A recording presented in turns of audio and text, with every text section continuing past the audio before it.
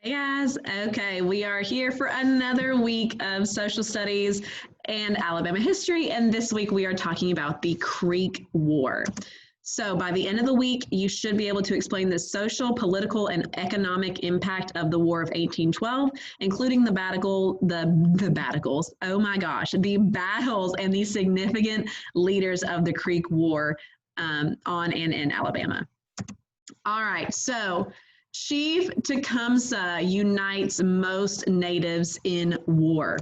So some say, so this is like legends with this tribe, some say that Chief Tecumseh predicted a comet would appear in the sky, and then one did just that. Some say he also threatened to stamp his foot and destroy all the houses in Tuckabashie, and then an earthquake came and did just that. All of the houses were destroyed because of the earthquake. Some also say that Chief Tecumseh left a bundle of sticks with each of the native villages that he visited and then told them to drop the sticks one by one until he was gone. After the sticks were dropped, they would all go to war together against the settlers, and they did just that. So Chief Tecumseh was kind of an instigator of sorts.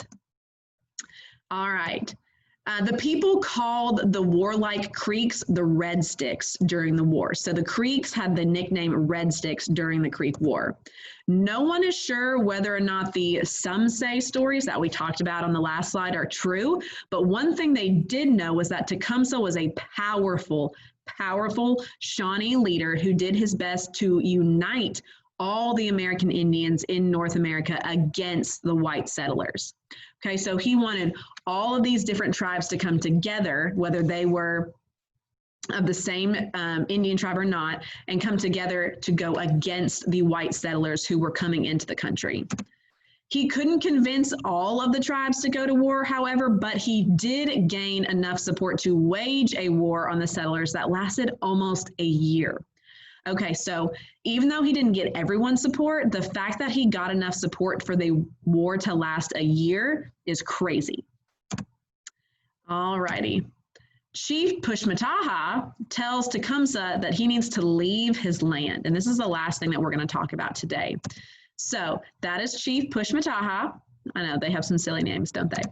There was another powerful native leader named Chief Pushmataha, and he disagreed with Chief Tecumseh.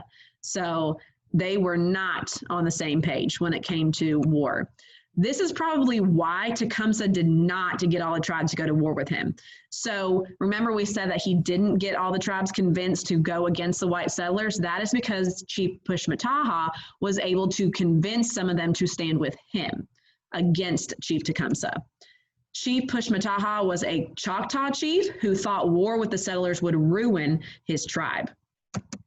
He wanted to live in peace with his white neighbors, which why wouldn't he want to, right? They had things that they could trade them with.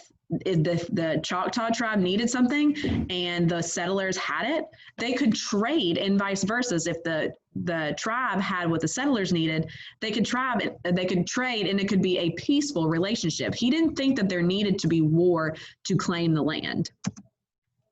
Pushmataha listened to Tecumseh and then escorted him off of his land. He actually had the Choctaw fight with the settlers against Tecumseh.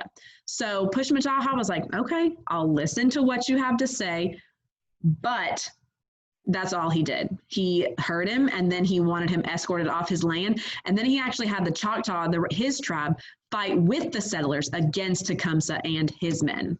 All righty, and that is where we are going to leave off today. And tomorrow we will start talking about the very first shots of the Creek War. So I will see you tomorrow for all that fun information.